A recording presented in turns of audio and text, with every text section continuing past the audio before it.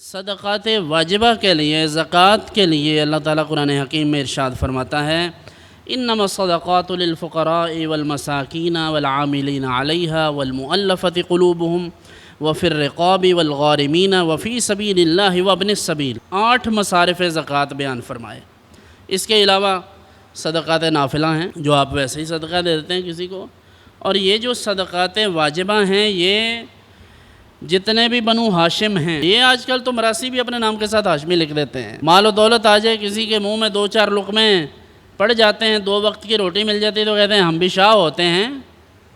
یہ تو بھائی قیامت کے دن پتہ چلے گا کہ شاہ کون ہوتے ہیں اور سیاہ کون ہوتے ہیں۔ کوئی ٹگی وچھی دے چور سید، لو لاکھ دے مالک ہور سید۔ میاں صاحب کا وہ تخلص آتا ہے، محمد بخش چونکہ نام ہے تو محمد تخلص ہے ان کا، تو لوگ انگوٹھے چومنا شروع کر دیتے ہیں۔ تو انہوں نے بھی کوئی ایسی چیز ملاحظہ کی تو انہوں نے کہا اے محمد، یعنی اپنے بارے میں کہتے ہیں اے محمد ٹھگ محمد، اے محمد چور، جس دا لوکی کلمہ پڑھ دے وہ محمد ہور صلی اللہ علیہ وسلم۔ تو بنو ہاشم جتنے بھی ہیں ان پر زکوٰۃ، صدقات واجبہ حرام ہیں، انہیں نہیں دے سکتے۔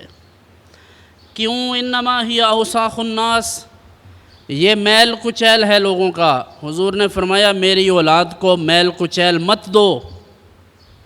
سمجھ آئی بات؟ یہ لوگ سوچتے ہیں کیوں نہیں دیتے سادات کو؟ اس لیے نہیں کہ سادات اس کے مستحق نہیں ہیں، اس لیے کہ یہ مال اس قابل نہیں ہے کہ سادات کو دیا جائے۔ جو رسول اللہ صلی اللہ علیہ وسلم کا خون مبارک ہے، جو حضور کی نسل ہے، اس کا احترام اور اس کا تقدس یہ ہے کہ لوگوں کا مال جو میل کچیل ہے مال کا، وہ زکوٰۃ وہ ان تک نہ پہنچے۔ تو اگر ضرورت پڑے سادات کو تو انہیں پاک مال دے کر ان کی ضروریات کو پورا کیا جا سکتا ہے۔